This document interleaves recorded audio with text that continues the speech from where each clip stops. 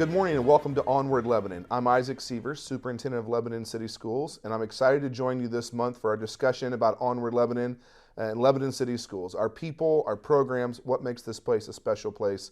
I'm joined today by Donovan Elementary Principal Cliff Franz. Welcome, Cliff. Thanks for joining me. I know this is really exciting for you today, right? Like you're so excited about this. Absolutely. What we're going to talk about today is our district's implementation of behavioral leadership. You know, it's a program that we have in grades kindergarten through 8th grade. And Donovan Elementary is actually the first place in our district to do this. And so we're just going to jump in this morning. We want to share what the program is. It's really about staff training around how we reinforce and teach behaviors that are expected in the district.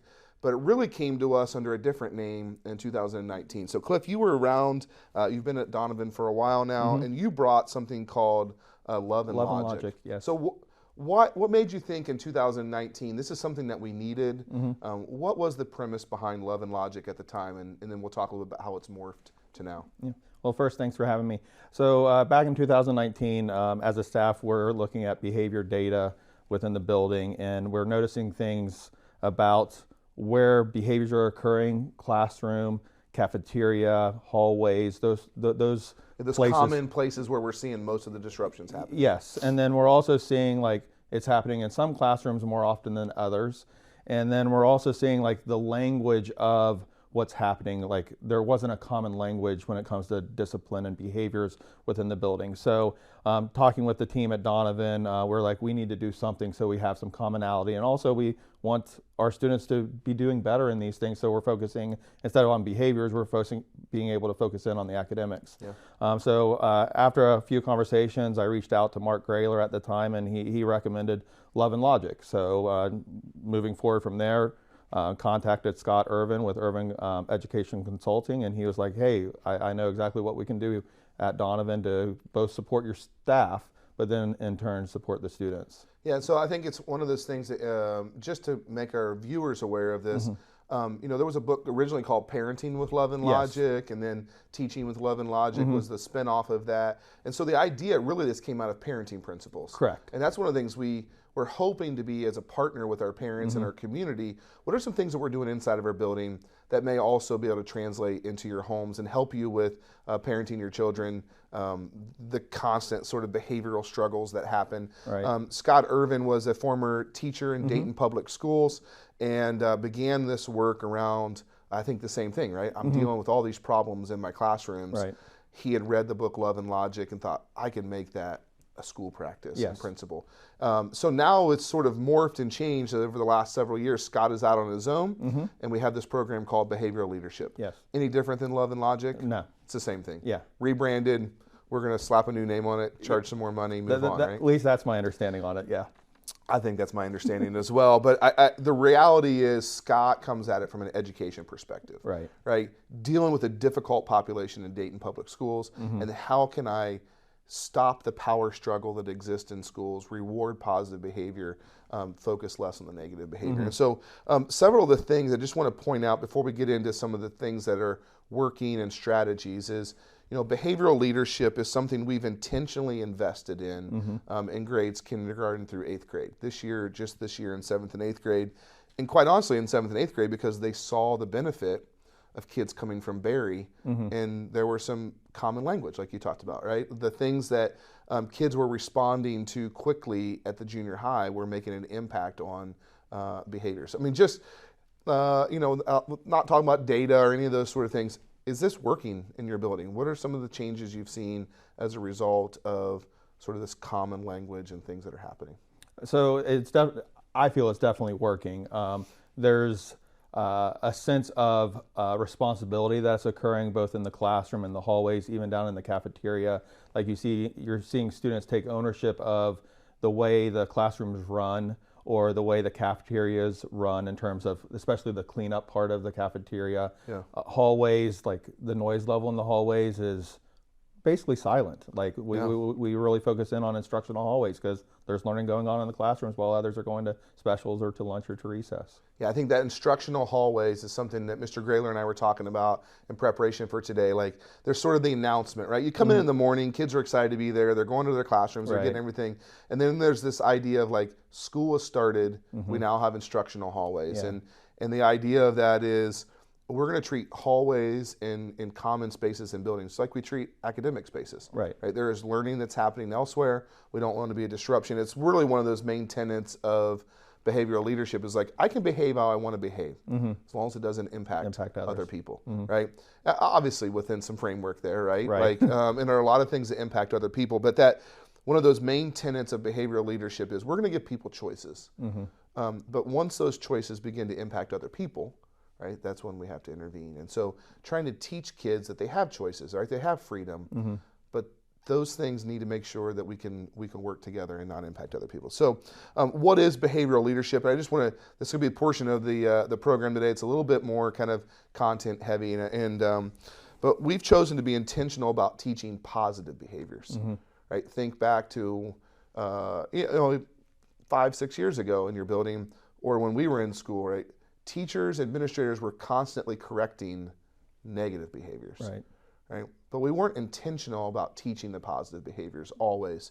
And so this is much more of a focus on building healthy relationships, creating safe and inclusive learning environments, and making sure that we're going to teach the expectations and then reinforce positives for those expectations.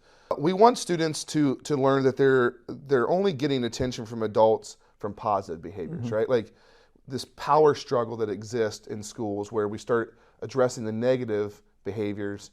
Sometimes, a lot of times, students are acting negatively to gain attention, right?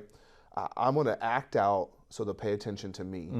And by reinforcing and drawing adult attention to positive behaviors, that child that now wants attention realizes that they need to behave in an appropriate way if they want the teacher to acknowledge them. Right. It's hard. Yeah. Right. I mean, it's not this. None of this is easy, is it? No. Right.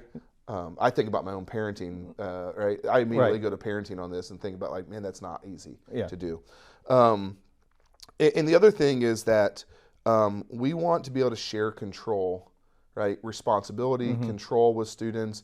One of the things I didn't talk about ahead of time, but you mentioned this, is like they have some buy-in and some control.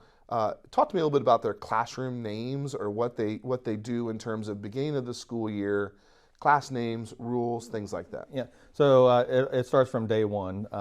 There's a lot of discussion about what would make this classroom be successful, like learning, getting along with others.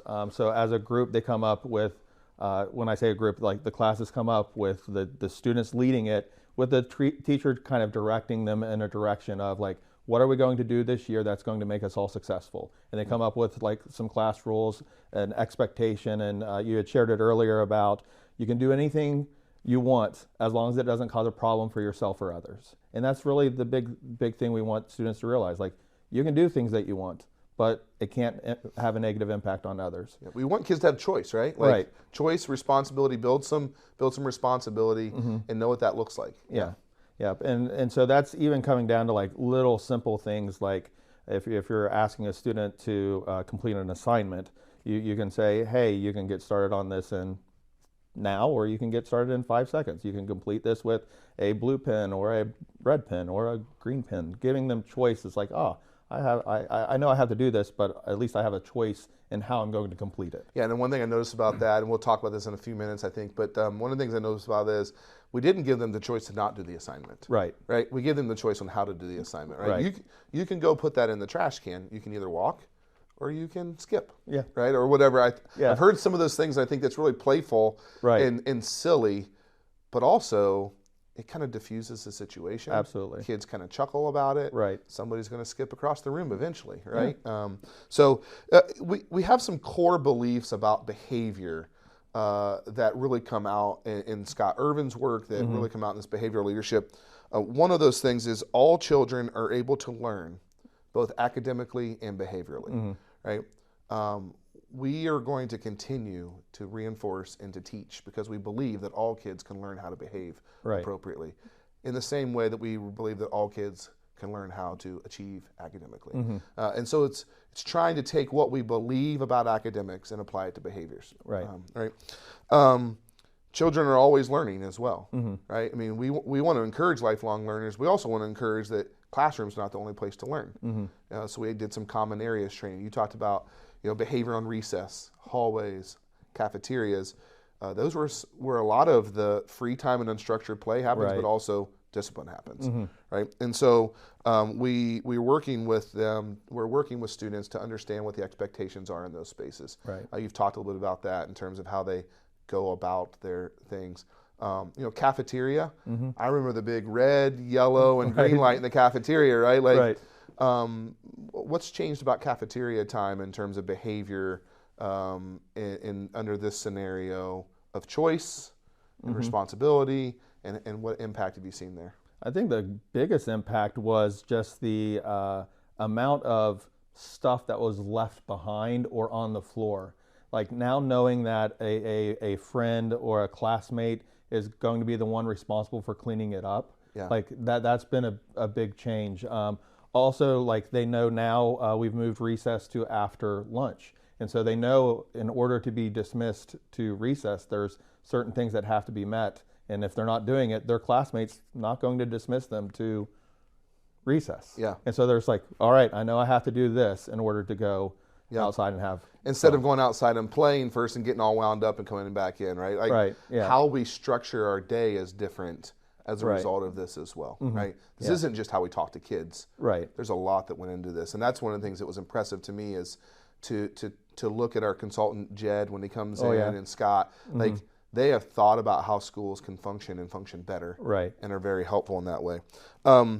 Really, children need real limits that are calmly enforced without anger or haste. How many times we fly off the handle, right? And like, I told you to do this. And again, we start to escalate and the power struggle starts to happen there. And so we believe that children need limits that are calmly reinforced without anger or haste.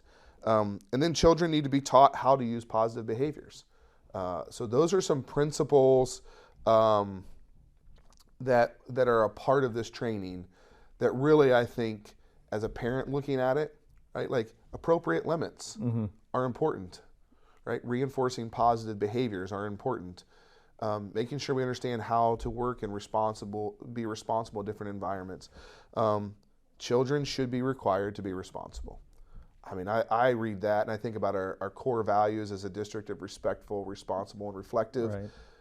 But we're teaching kids how to be responsible here. You've mentioned a couple times, I'm going to jump ahead to something I was going to talk about later before we get into some strategies. Kids helping to clean up.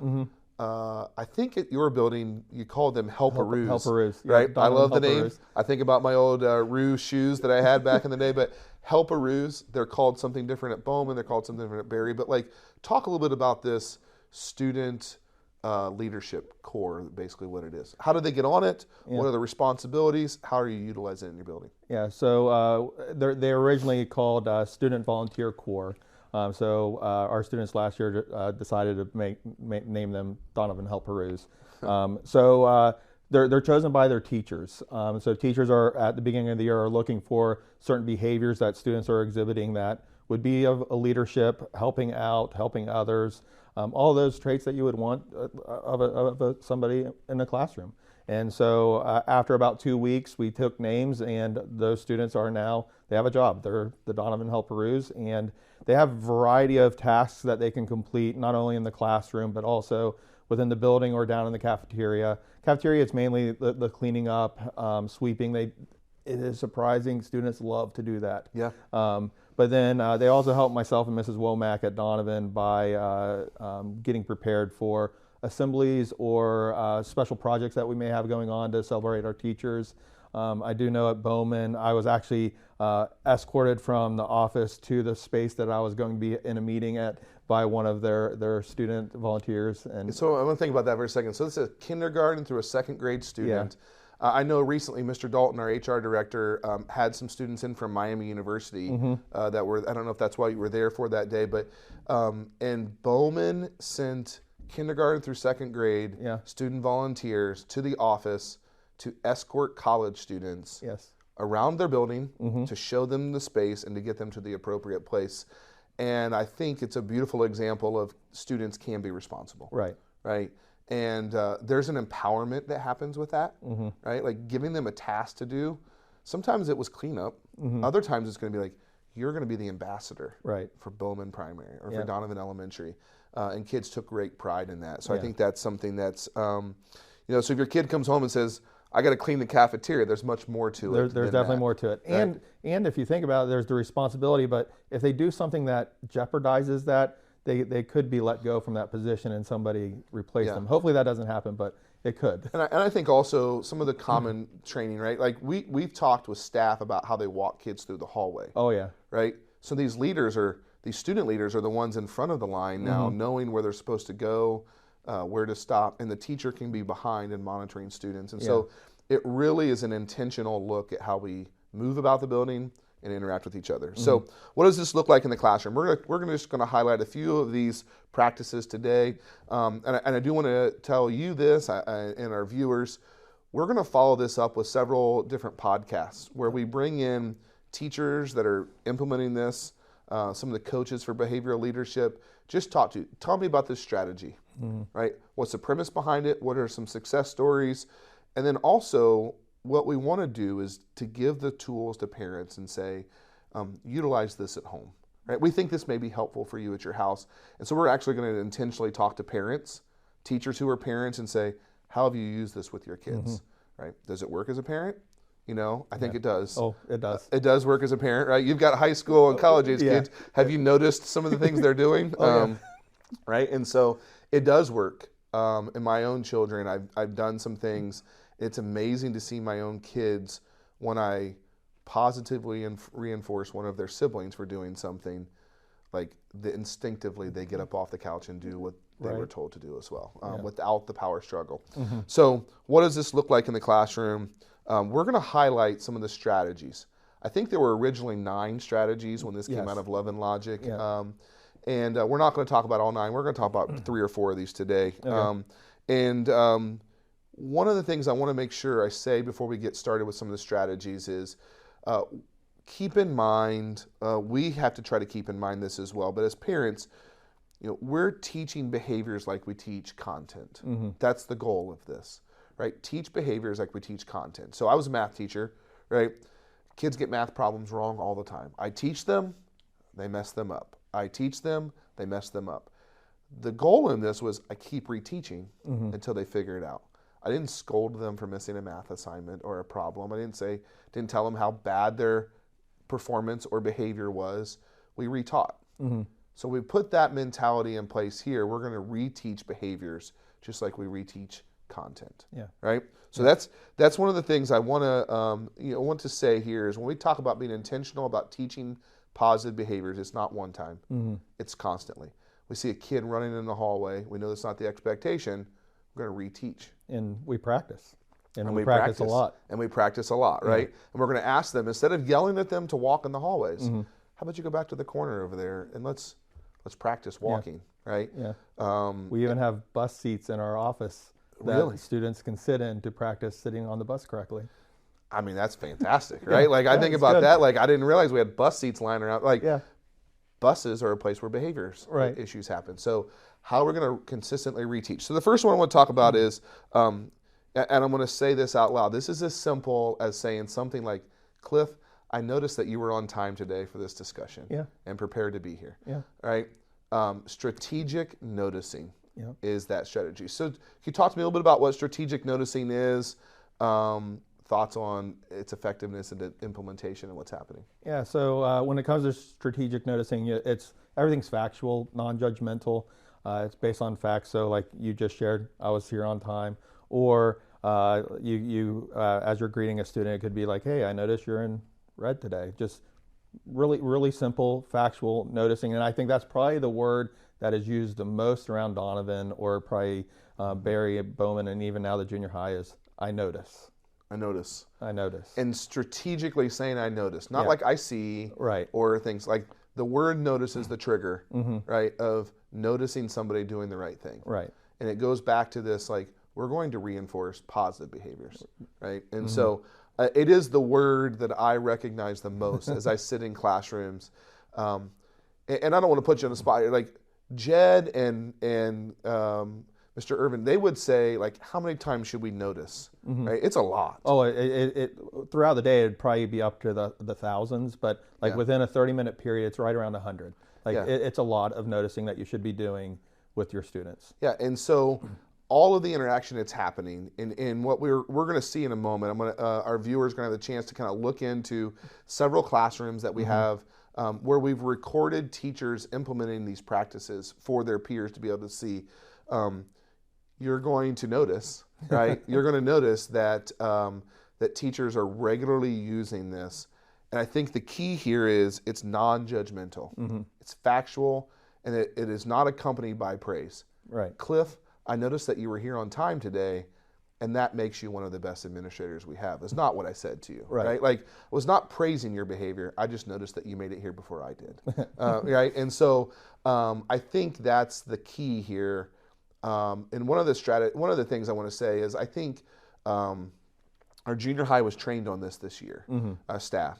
And a junior high staff member commented me, a couple weeks afterwards. We were sitting and talking. He's like, I really like this. I've already begun using it with the sports teams that I coach. I've begun using it at my house.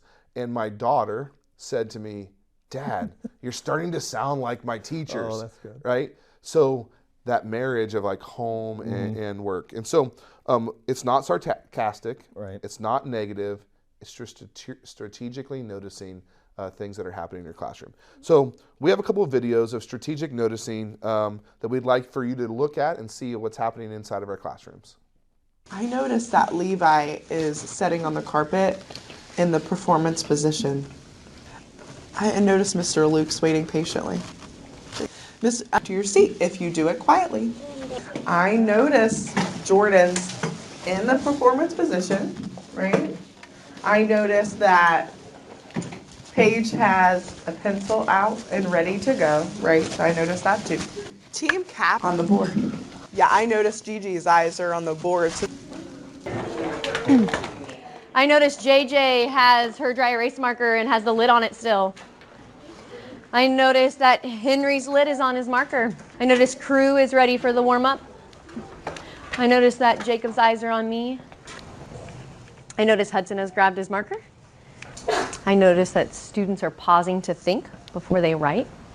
I noticed Joey is making a diagram. I noticed David's giving me a thumbs up showing me he's finished. I noticed Liam is using capital letters at the beginning of his. I noticed Shannon is thinking.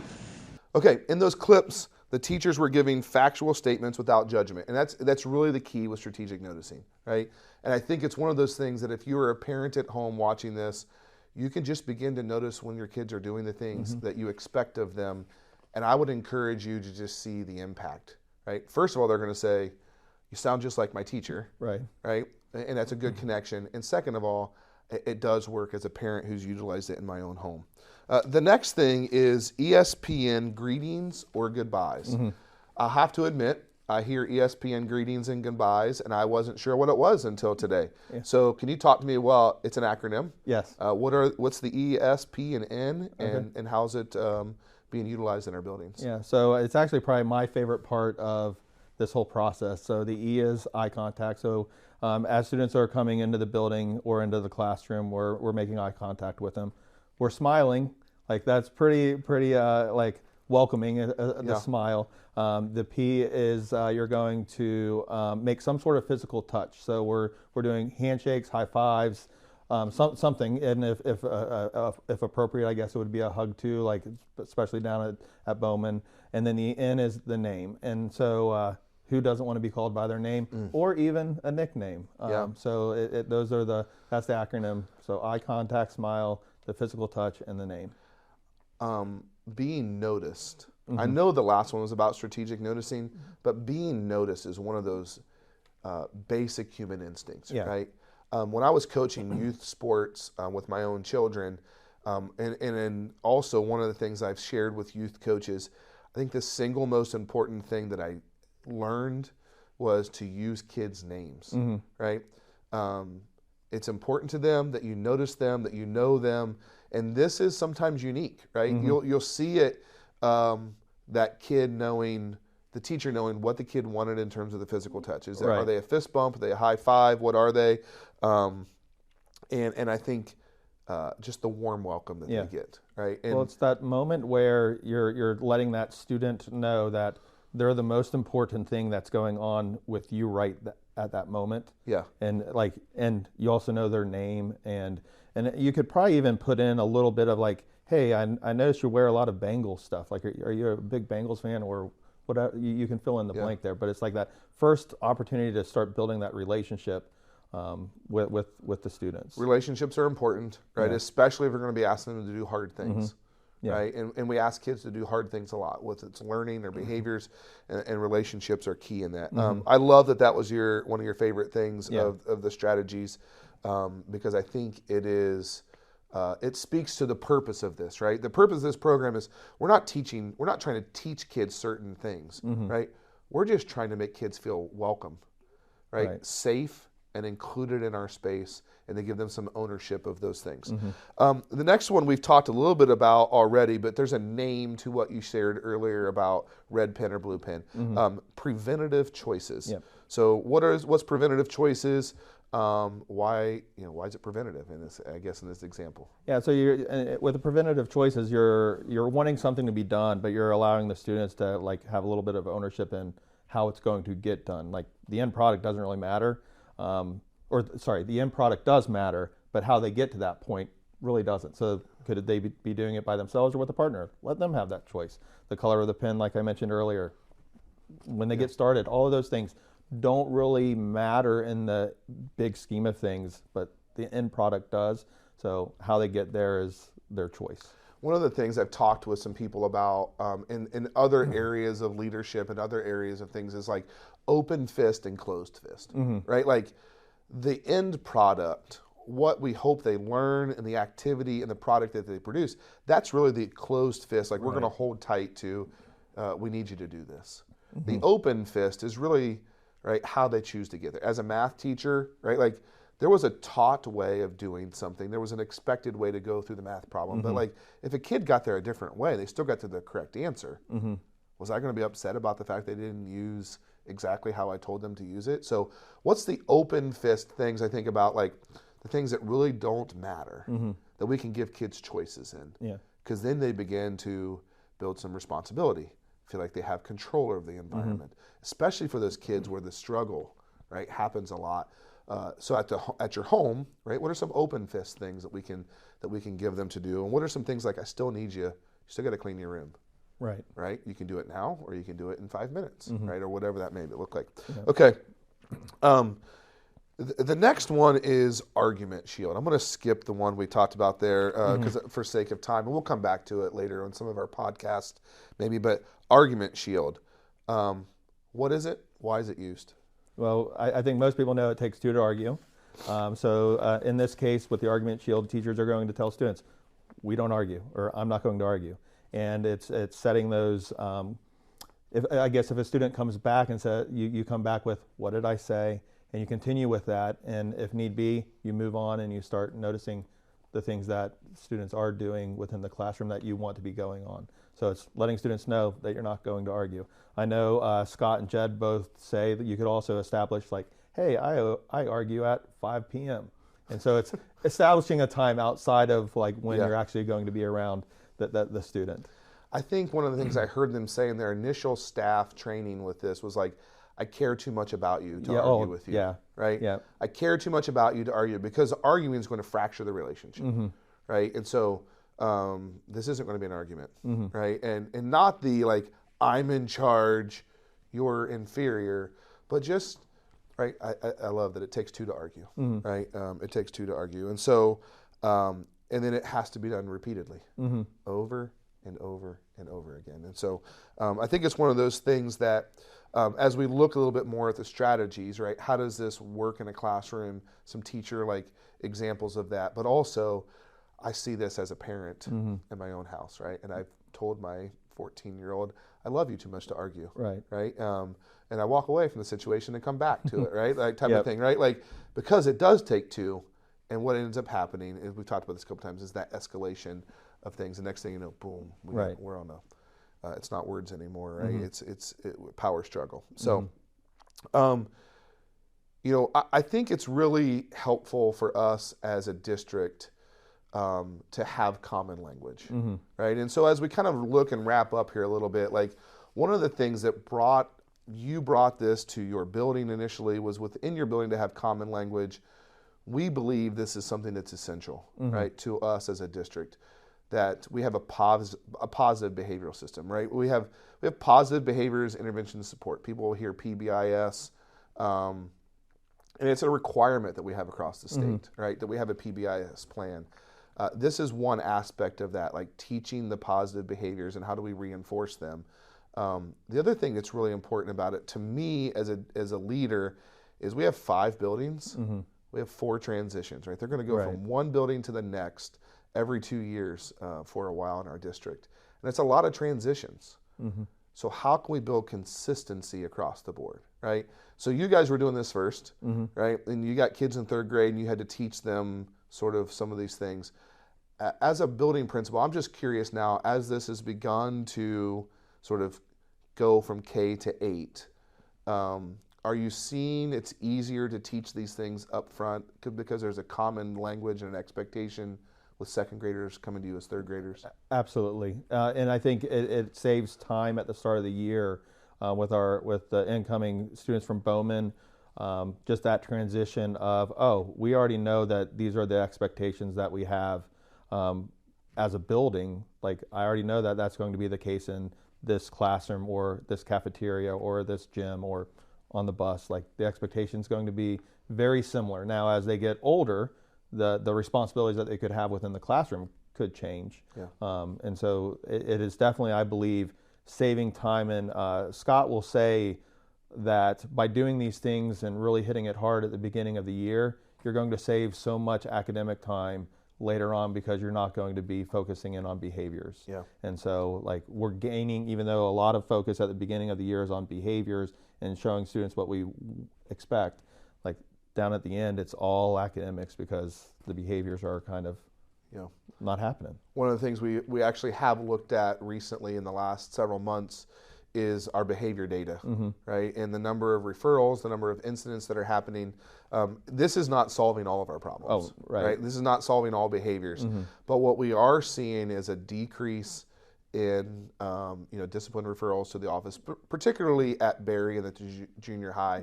And the reality is the junior high, I think, is reaping the benefit of what's happened in kindergarten through 6th grade previously, because 7th grade kids are coming into the building with a common level of expectation and understanding. And they're, like Mr. Brunk was saying, it's like, I just tried it one day and I held up like 2 fingers in the cafeteria or whatever the signal was that they used at Berry to sort of get the attention. He said, and kids responded, and I didn't have to get on the microphone. I didn't have to, raise my voice. They began to lower the level in the room. And he's like, that was one of the moments I became a believer of, this is really important to have this common language and to carry it out. So the purpose of today, in conclusion, is really just to introduce to our community, to our parents, what is behavioral leadership, right? It really is not a curriculum for kids. It's about a training for staff and how we show respect, give control, give choice to kids, and begin to build that. I'm really excited for, in the next month, to have those follow-up podcasts to talk about what are the strategies that are looking, what does it look like from a practicing teacher in the building? It's one thing for me to pop into a classroom and notice it and to see it. It's another thing for somebody to say, like, man, this has really changed how I do my job every day. And then also I'm excited because I want to be able to partner with families. I want to be able to say, here are some things we're doing in our buildings, and we think this could impact you in your homes as well, right? Some of these strategies, these strategies started as parenting strategies, and they were transformed into school strategies. How can we get it back to, like, saying to a parent, try this at home? What does it look like? And so I'm really excited about those podcasts. I want to encourage our community to go out to wherever you download your podcasts and listen to them, to like and subscribe to Onward Lebanon, our podcast channel. We have some great information on there about mental health in a series that we've recently completed. We're going to have a series here about behavioral leadership and what does it look like in our classrooms, but also what are some strategies that you can utilize in your home. I want to thank you for being here, Cliff, today. Anything else that you really wanted to say that you want to get off your chest before we go? No, I'm good. Thanks for being here. I know that it's not always easy to like when the superintendent says, I would like you to do this, it feels more like you're going to show up and do it. Yeah. So thanks for being here. Thanks for caring enough about what's happening in our buildings to seek out something like this back in 2018, 2019, because I think it really is helping set up our district to have common language around behavior, to build some continuity and some momentum around what that looks like. I'm excited for this program. Again, we've invested heavily as a district into this implementation, the ongoing coaching, and I'm hoping that you're seeing an impact in your students when they come home. Just try noticing one time this afternoon after you watch this and see what happens when you do that. Thank you for joining us this month for Onward Lebanon. I'm Isaac Seavers, Superintendent of Lebanon City Schools. I hope you have a great day, and Onward Lebanon.